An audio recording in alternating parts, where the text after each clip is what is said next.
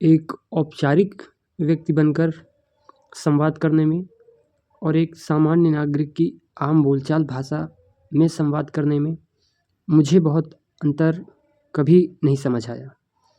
मैंने कभी भी लोगों को इस आधार पर पूर्वाग्रह नहीं बांधे अपने आंतरिक मन में कि कोई व्यक्ति अमुक अधिक औपचारिक बातें कर रहा है और कोई अनौपचारिक बातों में भी समान गहनता और सीख दे रहा है, तो मैं उन दोनों के बीच एक अंतर की मेड़ बांध दूँ।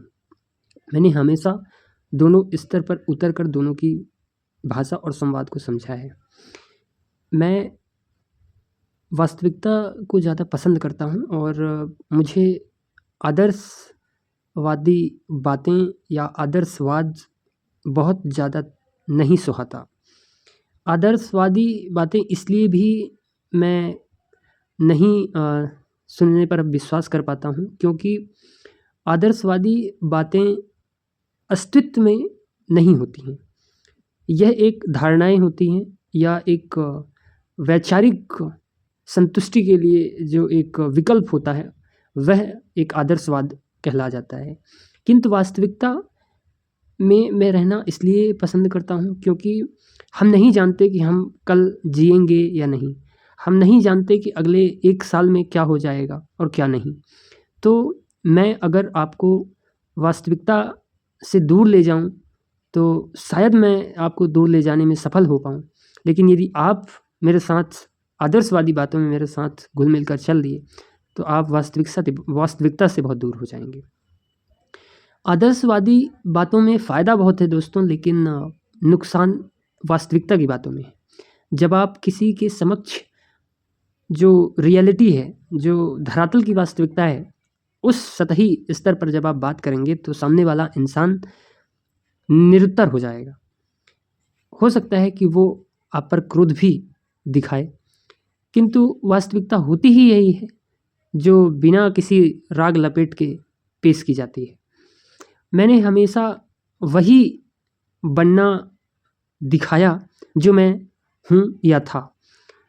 आदर्शवादी जो एक चरित्र भी होता है वो आप जिसे भाषा में समझते हैं कि मुखौटा पहनना, है ना। मैं बहुत अच्छा हूँ, सबके साथ अच्छा व्यवहार करता हूँ। मेरा साफ मानना ये था कि ऐसा नहीं है कि मैं 24 घंटे में 12 घंटे जब मैं समाज में रहता हूँ तो मैं बहुत खुशी हूँ या बहुत प्रसन्न हूँ या सबके साथ बहुत आदर्शवादी बातें, ऐसा नहीं था। मैं बहुत वास्तविक रहा और मैंने जैसे ये स्वीकारा कि मेरे बहुत कम दोस्त हैं। बहुत कम लोगों से मैं खुलकर अपनी बातें रख पाता हूँ। इसकी वजह भी यही है कि कुछ लोग आदर्शवाद के दायरे में हैं जिनको वास्तविकता की बातें शायद चुभती हैं। मुझे नहीं पता उन्हें वास्तविकता से इतना परहेज क्यों है और आदर्शवादी बातें क्यों अच्छी लगती हैं। शायद इसी कारण वो मुझे नापसंद भी करते हैं। तो मेरे लिए ये कहना कि वास्तविकता के साथ जब मैं रहता हूँ तो मेरे संपर्क में लोगों की जो संख्या होती है वह बहुत ज़्यादा नहीं रह जाती। दूसरा, मैं औकात जिसे बोलते हैं, जिसे हद, उससे ज़्यादा कभी दिखाया नहीं। यह कि मैंने कभी किसी को सपने नहीं दिखाए बहुत। आदर्शवादी जब आप बातें करते हैं तो आप उसमें बहुत झूठ बोल सकते हैं क्योंकि आदर्शवादी बातों में कोई निश्चितता तो होती नहीं है। मसलन मैं अगर कहूँ कि अगले 4 साल में आप IPS बन जाएंगे तो आप मुझ पर सिर्फ एक सवाल के अलावा दूसरी उंगली नहीं उठा सकते हैं कि अगर नहीं बना तो। लेकिन अगर मैं आपको कहूँ कि आज मैं आपको IPS बना दूंगा तो आप मेरे ऊपर सवालों का अंबार लगा देंगे। तो वास्तविकता में रहना कठिन है, जबकि आदर्शवादी बातों में आपको मैं सपने बेच सकता हूँ।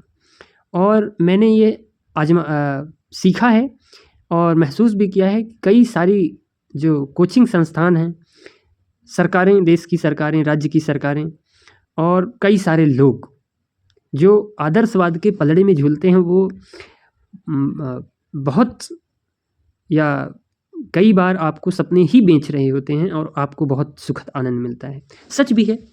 अगर मैं आपको कहूँ कि आप तो बहुत अच्छे चरित्र के व्यक्ति हैं तो आप एक पल के लिए खुश हो सकते हैं और मेरी तारीफ भी कर सकते हैं कि इसने मेरी प्रशंसा की। वहीं अगर मैं आपको एक चने के पौधे में ना चढ़ाऊँ और साफ कहूँ कि आप भी एक सामान्य व्यक्ति हैं और आपके अंदर ये कमी है, तो कहने का तात्पर्य भी बदल जाता है। लेकिन मैं वास्तविकता के साथ बोला, जो अगर आपकी कोई अच्छाई है तो मैं उसको भी बोलता हूँ, लेकिन मैं झूठ नहीं बोलता, क्योंकि मैं झूठ बोल के आपसे वाहवाही तो करवा लूँगा, लेकिन उस झूठ का खामियाजा जो आप भुगतेंगे उसका जिम्मेदार तो मैं ही हूँगा। प्राथमिक जिम्मेदारी तो मेरी ही होगी, उसके बाद आपकी। इसका एक जो खामियाजा मुझे भुगतना पड़ा कि मेरे मित्र कम बने, मेरी दुश्मनी लोगों से ज़्यादा हो गई। अब क्यों दुश्मनी हो गई या वैचारिक मतभेद क्यों आए, मुझे ये भी नहीं समझ में आया, क्योंकि मेरे अंदर, चूँकि मैं वास्तविकता में विश्वास करता हूँ, तो अब तो बहुत सहिष्णु हो गया हूँ कि मैं आदर्शवादी बातों को भी सुन सकता हूँ, लेकिन मैं उन्हें प्रत्युत्तर भी देता हूँ कि वह ज़्यादा आदर्शवादी बातों में भरोसा ना करें। दरअसल ये है कि मैं वास्तविकता की बातें कुछ रख सकूँ। तो मेरे मित्र तो आदर्शवादी लोग नहीं बने, लेकिन शत्रु या कुछ हद तक वैचारिक मतभेद जरूर बढ़ गए, क्योंकि उनमें शायद वो इच्छा नहीं, शक्ति नहीं सहिष्णु होने की कि वह मेरी भी बातें समझें, सुने और एक बार समझें कि मैं कहना क्या चाह रहा हूँ। पर मैं इससे भी कोई ऐतराज़ नहीं करता हूँ कि अगर वो ऐसा करते तो कुछ बदल जाता।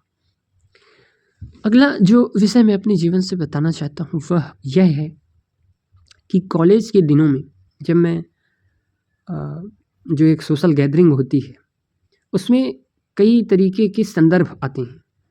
संदर्भ हो सकता है किसी राजनीतिक दल से प्रेरित हो, राजनीतिक दल की विचारधारा से प्रेरित हो, किंतु जब आप एक पाश्चात्यवर्ती विचारधारा से प्रभावित होते हैं कि एक विश्वविद्यालय, महाविद्यालय, उसमें सभी तरह का जो ज्ञान है, सभी तरह की जानकारी आपको उपलब्ध कराई जाए, आप यदि इस पूर्वाग्रह के साथ हैं जैसा कि मैं था, तो आप जो सोशल गैदरिंग है, जो बैठकी है, उसमें जो संदर्भ लिए गए हैं, हो सकते हैं कि आप उस पर भी काउंटर करें और आपके वैचारिक मतभेद वहाँ पर भी बढ़े।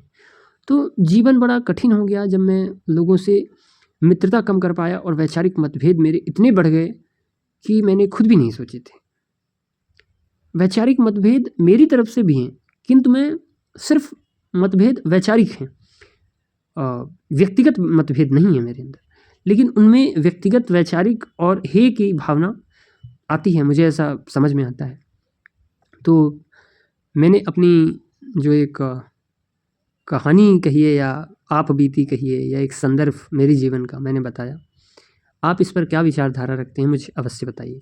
कमेंट बॉक्स में आप अपनी बातें लिख सकते हैं और आपके अनुभव, आपकी ज़िंदगी के कुछ सीख या कुछ बातें मेरे लिए भी एक सीख हो सकती हैं, अवश्य बताएं। आपका बहुत बहुत स्वागत है। मैं अभिषेक आपका बहुत बहुत धन्यवाद करता हूँ।